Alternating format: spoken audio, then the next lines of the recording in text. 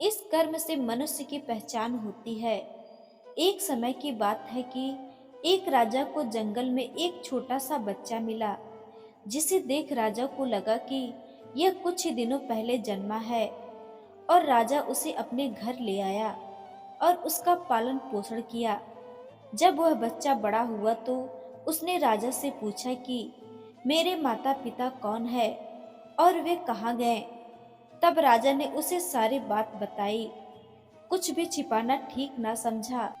राजा की सारी बात सुनकर वह बच्चा बोला कि मैं यह आत्महीनता का भार लेकर कहाँ जाऊंगा, मेरे तो कोई माता पिता नहीं है। उस बालक की बातों को सुनकर राजा बोला, अब तुम गुरुकुल विद्या अध्ययन करने के लिए जाओ। बालक विद्या अध्ययन के लिए चल पड़ा।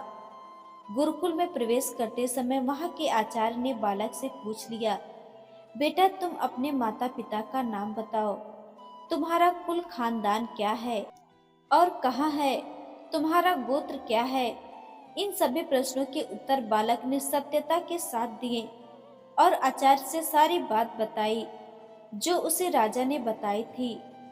बालक की बात से प्रसन्न होकर आचार्य ने उसे गुरुकुल में प्रवेश दे दिया।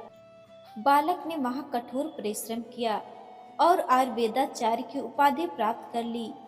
एक दिन आचार्य ने बालक को मगध जाने को कहा कि तुम वहां जाओ और लोगों का उपचार करो।